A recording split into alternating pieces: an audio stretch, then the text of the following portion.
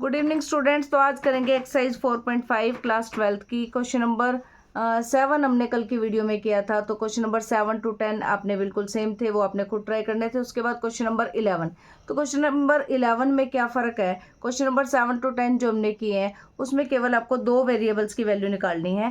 Question number 11 में आपको 3 variable दे दिए, 3 इक्वेशन दे दी गई, और इसमें हमने मैट्रिक्स मेथड का यूज़ करके इन इक्वेशन को सोल्व करना है। सोल्व मतलब एक्स वाई और जेड की वैल्यू निकालनी है। तो जिसके लिए हम सबसे पहले क्या करेंगे, ए कोई मैट्रिक्स बनाएंगे। ए मैट्रिक्स कैसे बनाते हैं, जिसमें हम यूज़ करते हैं कोफिशिएंट्स का। जैसे एक्स का कोफिशिएंट यहाँ पे 2 है, वाई के साथ 1, जेड के साथ 1, तो फर्स्ट रो हमारे पास ये आ जाएगी। सेकंड क्या आ जाएगी, एक्स का कोफिशिएंट 1, वाई के साथ -2, जेड के साथ -1, और यहाँ देखो एक्स नहीं है तो क्या लगाओगे आप, कोफिशिएंट 0, वाई का 3 और जेड का -5। तो ये हमारे पास आ गई मैट्रिक्स ए। उसके बाद मैट्रिक्स एक्स निकालेंगे। एक्स मैट्रिक्स कैसी होती है, अननोन्स की, जो वैल्यूज हमने निकालनी है। तो कौन कौन सी वैल्यू निकालनी है, एक्स वाई और जेड की। उसके बाद बी मैट्रिक्स, इक्वल के उस साइड यानी कि राइट हैंड साइड पे जो वैल्यूज हैं उससे आप बनाओगे मैट्रिक्स बी। तो ये आ गया हमारे पास ए एक्स और बी, यानी कि ए एक्स को जब मल्टीप्लाई कर रहे हैं तो हमारे पास बी आ रहा है। क्या किया हमने, एक्स की वैल्यू निकालना है क्योंकि हमें अननोन चाहिए, तो ए नहीं चाहिए इस साइड, तो ए को रिमूव कैसे करेंगे, दोनों को प्री मल्टीप्लाई कर देंगे ए इनवर्स से। इस साइड भी ए इनवर्स, तो ए इनवर्स इंटू ए क्या हो जाएगा, I X is equal to A inverse B. और आई को कैसे ट्रीट करते हैं हम, एज 1 की तरह ट्रीट करते हैं। तो 1 इंटू एक्स कितना आ जाएगा, एक्स किसके इक्वल आ जाएगा, ए इनवर्स बी। तो सबसे पहला हमारा काम ये रह गया कि ए मैट्रिक्स जो है उसका इन्वर्स निकालना है। तो इन्वर्स निकालने के लिए सबसे पहले क्या चेक करेंगे, हम देखेंगे कि ए मैट्रिक्स सिंगुलर है या नॉन सिंगुलर है। सिंगुलर नॉन सिंगुलर को कैसे देखते हैं, ए का डिटर्मिनेंट निकालेंगे। तो ए मैट्रिक्स क्या है हमारे पास, 2 1 1 1 -2 -1 0 3 -5। तो सबसे पहले ए का डिटर्मिनेंट निकालेंगे। डिटर्मिनेंट कैसे निकालते हैं, सबसे पहले फर्स्ट एलिमेंट ले लेंगे हम। फर्स्ट एलिमेंट क्या है हमारे पास, 2 है, और 2 से रिलेटेड लाइंस कैंसिल कर देंगे। 2 से रिलेटेड मतलब जैसे फर्स्ट रो आ रही है और फर्स्ट कॉलम, तो इनको छोड़ दोगे, बाकी क्या बच गया, -2 -1 3 और -5। उसके बाद क्या करोगे, सेकेंड एलिमेंट क्या है, 1 है, तो 1 से रिलेटेड लाइन, इनकी 1 से रिलेटेड फर्स्ट रो और सेकंड कॉलम कैंसिल हो जाएगा, 1 -1 0 5 0 -5। थर्ड एलिमेंट इज 1 से रिलेटेड फर्स्ट रो और थर्ड कॉलम, फर्स्ट रो और थर्ड कॉलम छोड़ देंगे, क्या बचेगा, 1 -2 0 3। अब बात आती है साइन की। तो साइन के लिए मैंने बताया था आपको, कोरस्पॉन्डिंग अल्टरनेटिवली साइन लगते हैं, जैसे पहले प्लस फिर माइनस फिर प्लस। तो 2 के साथ में इसको सोल्व कर लोगे, कितना आ जाएगा, 10 माइनस माइनस हो जाएगा +3 -1 -5, और ये -0 हो जाएगा, +1, ये भी कितना आ जाएगा 3, और ये -0। तो कितना आ गया, 2 × 13 + 5 + 3 26 + 8 34 आ गया। 34 हमें पता है कि 0 के इक्वल नहीं है। इसका मतलब ए मैट्रिक्स कैसी है, ए इज नॉन सिंगुलर मैट्रिक्स। और नॉन सिंगुलर का मतलब क्या है कि इसका इन्वर्स जो है वो एग्जिस्ट करता है। तो हम निकालेंगे इसका इन्वर्स। तो इन्वर्स के लिए क्या चाहिए हमारे पास, इन्वर्स का मेथड है A inverse is equal to 1 determinant of A into में एडजॉइंट ऑफ ए। अब डिटर्मिनेंट तो हमें पता है, 34 निकाल लिया हमने। निकालना क्या है हमें, ये एडजॉइंट चाहिए, और एडजॉइंट के लिए मेरे को सबसे पहले क्या पता है कि माइनर निकालने पड़ेंगे। माइनर क्या होते हैं, जितने एलिमेंट है उतने ही माइनर है। हमें पता है कि अपने पास कितने हैं, 9 एलिमेंट्स हैं, इसका मतलब 9 इसके माइनर होंगे। तो M11 M12 M13 M21 M22 M23 M31 M32 M33। Minor के लिए कैसे निकालते हैं, 1 1 है, 1 1 का मतलब पहले वाली रो है और दूसरी वाली कॉलम, मतलब फर्स्ट रो और फर्स्ट कॉलम, इसको छोड़ना है। फर्स्ट रो छोड़ दी, फर्स्ट कॉलम छोड़ दिया, क्या बच गया हमारे पास? -2 -1 3 -5 M12। M12 का मतलब क्या हो गया? फर्स्ट रो सेकंड कॉलम आपने छोड़नी है, फर्स्ट रो छोड़ देंगे, सेकंड कॉलम छोड़ देंगे, 1 -1 0 -5 1 -1 0 -5। M13 first row third column, first row third column छोड़ दिया, क्या बच गया? 1 -2 0 3। ठीक है, अब 2 1 निकालेंगे। 2 1 के लिए क्या करोगे आप? Second row first column, second row first column छोड़ देंगे, 1 1 3 -5 1 1 3 -5। सेकंड रो सेकंड कॉलम, तो सेकंड रो सेकंड कॉलम क्या बचेगा? 2 1 0 -5। सेकंड रो थर्ड कॉलम क्या बचेगा? 2 1 0 3। उसके बाद 3 1 के लिए third row first column 1 1 -2 -1। Third row second column, third row second column छोड़ेंगे, 2 1 1 -1। 3 3 के लिए third row third column 2 1 1 -2। Calculate कर लोगे कितना आ जाएगा? ये -2 को -5 से करेंगे 10, माइनस माइनस प्लस 3 कितना आ जाएगा? 13। उसके बाद करोगे -5, ये तो 0 हो जाएगा बाकी, तो 3 -0 3 आ जाएगा। -5 -3 कितना आ जाएगा? -8। 2 को -5 से करेंगे -10, 2 को 3 से करोगे 6 और 1 को 0 से करोगे 0 आ जाएगा, इसलिए छोड़ देंगे। 1 को -1 से -1, -1 को -2 से -2, -1 + 2 यानी कि 1। ये इसको करेंगे 2 को -1 से -2 और 1 को 1 से 1, तो -3। 2 को -2 से -4, -1 को 1 से 1 यानी कि -5। इसके बाद क्या करोगे? सेम इसी के कोफैक्टर निकाल लेंगे।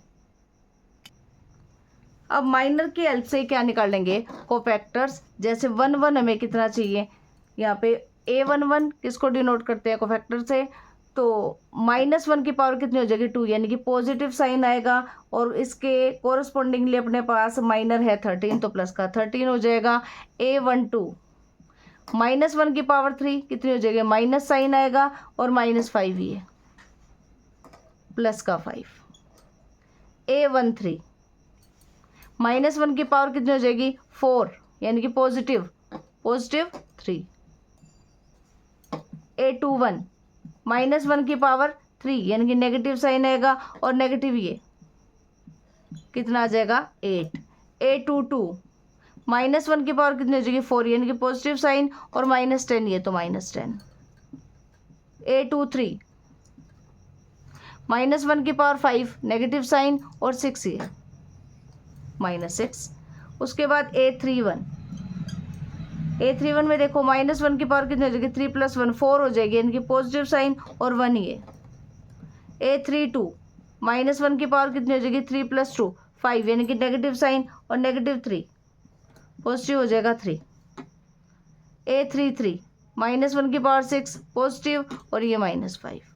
तो ये हमने निकाल लिया कोफैक्टर्स।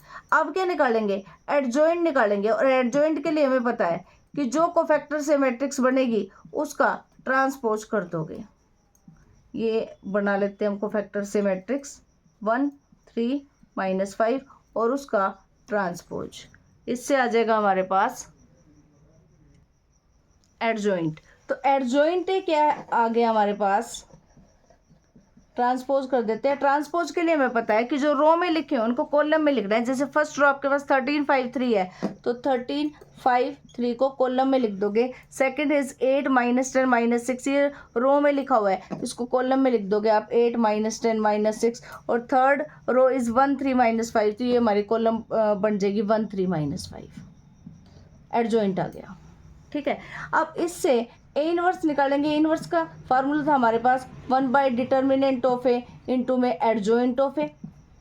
इनकी 1 बाय डिटर्मिनेंट हमने 34 निकाला था और एडजॉइंट की वैल्यू हमें पता है, एज इट इज़ रख देंगे। उसके बाद क्या निकालना है, हमने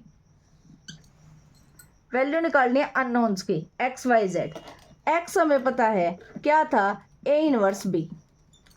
एक्स हमारे पास क्या आ जाएगा, एक्स की वैल्यू रख देते हैं। एक्स क्या थी, मैट्रिक्स थी जिसमें आपके पास सारे अननोन्स थे, यानी कि एक्स वाई जेड थे। ए इनवर्स की वैल्यू भी निकाल ली हमने, 1/34 एज इट इज़, 13, 8, 1, 5, -10, 3, 3, -6, -5। और b क्या था हमारे पास, इक्वल के राइट साइड जो वैल्यूज हमें दे रखी थी उससे हमने b बना रखा था, जिसकी वैल्यू थी 1, 3/2 और 9। आगे इन दोनों को मल्टीप्लाई करेंगे, ए इनवर्स और b को। मल्टीप्लाई के लिए हमें पता है क्या होना चाहिए, number of column, first number of रोज और सेकंड की नंबर ऑफ कॉलम दोनों इक्वल होने चाहिए। तो एक्स वाई जेड इसमें देख लेते हैं, 1/34 एज इट इज। अब देखिए इसका ऑर्डर कितना है हमारे पास, 3 क्रॉस 3 का है, 3 रोज है और 3 कॉलम्स है। इसमें देखिए रोज तो हमारे पास 3 है पर कॉलम हमारे पास 1 है। तो मैंने आपको बताया था कि मल्टीप्लाई केवल तब कर सकते हैं जब नंबर ऑफ रोज और नंबर ऑफ कॉलम्स इक्वल हो जाए, यानी कि ये वाली, पहले वाले की नंबर ऑफ कॉलम्स, दूसरे वाले की नंबर ऑफ रोज। 3 हमने सेम देखने थे, ये चेक हो गया हमारे पास। और जो मल्टीप्लाई करने के बाद जो मैट्रिक्स हमारे पास आएगी उसका जो ऑर्डर है वो रिमेनिंग जो बाकी के बच गए, क्या बच गया, फर्स्ट में से 3 बच गया और सेकंड वाली में से 1, यानी कि 3 क्रॉस 1 की आएगी। तो उसको मल्टीप्लाई कर लेते हैं। मल्टीप्लाई करने के लिए बताया था आपको, फर्स्ट पे रो पे आप इस तरीके से एरो लगा लोगे और सेकंड वाले के कॉलम पे इस तरीके से, और अब कोरस्पॉन्डिंग एलिमेंट्स को मल्टीप्लाई करेंगे। 13 फर्स्ट एलिमेंट है, इधर से फर्स्ट एलिमेंट 1 है, तो 13 को 1 से करेंगे 13 आ जाएगा। 8 को 3/2 से करोगे, यहाँ देखो रफ में मैं करके दिखाती हूँ। 8 को हमने करना है, देखो 8 इसका सेकंड एलिमेंट है और इसका सेकंड एलिमेंट 3/2 है। जब आप मल्टीप्लाई करोगे 12 आ जाएगा। 1 को, इसका देखो थर्ड एलिमेंट 1 है और इसका थर्ड एलिमेंट 9 है, तो 1 को 9 से करोगे 9 आ जाएगा। ठीक है, सेम ऐसे ही आप अब सेकंड रो को कर लोगे, इस पे एरो लगा लोगे। 5 को 1 से 5 आ जाएगा, -10 को 3/2 से कितना आ गया, -15। 3 को 9 से 27। थर्ड कॉलम को कर लो, 3 को 1 से 3 आ जाएगा, -6 को 3/2 से कितना आ जाएगा, -9, और -5 को 9 से -45। तो आगे एक्स वाई जेड ये एज इट इज रख लेते हैं। यहाँ से कितना आ गया आपके पास, 1/34। इसको ऐड कर लोगे, 13, 12 और 9, ये आ जाएगा आपके पास 34, -10 और प्लस के 27, ये आ जाएगा आपके पास 17 और माइनस के 51। 34, 1/34 को अंदर हर एक एलिमेंट के साथ मल्टीप्लाई करवा देंगे तो ये आ जाएगा 1। ये देखो 17/34 आ जाएगा, मतलब 1/2, तो यहाँ 1/2 लिख दोगे। अब माइनस के 51 आगे करेंगे डिवाइड, माइनस के 51/34 तो ये आ जाएगा -3/2। तो इससे क्या आ गया हमारे पास, एक्स वाई जेड की वैल्यू देखो कैसी आ गई, ये एक मैट्रिक्स आ गई। अब देखो क्या कह रहा है कि ये वाली मैट्रिक्स इसके इक्वल है, तो कोई भी दो मैट्रिक्स इक्वल कब होगी, जब उसके कोरस्पॉन्डिंग एलिमेंट्स इक्वल हो जाएंगे, यानी कि फर्स्ट एलिमेंट फर्स्ट के इक्वल। इसका मतलब एक्स की वैल्यू कितनी है, 1 है, वाई की वैल्यू कितनी है, 1/2 है, और जेड की वैल्यू कितनी है, -3/2 है। तो इस टाइप का एक क्वेश्चन आपके एग्जाम में 101% आएगा और 5 नंबर में आएगा। तो क्वेश्चन नंबर 11 हमने किया है। क्वेश्चन नंबर 12, 13 और 14 आप सेम इसी तरीके से ट्राई करेंगे ताकि आप पेपर में खुद सोल्व कर सकें, क्योंकि स्टेटमेंट कोई भी आ सकती है, मेथड आपको आना चाहिए। उम्मीद करती हूँ ये कंसेप्ट जो है आपको क्लियर हुआ होगा, मैट्रिक्स मेथड से किस तरीके से आप किसी भी अननोन्स की वैल्यू निकाल सकते हैं। अगर आप हमारी वीडियो को पसंद करते हैं तो उसे लाइक व शेयर जरूर करें और हमारे चैनल चेतना मनोज क्लासेस को सब्सक्राइब करना ना भूलें। Thanks for watching.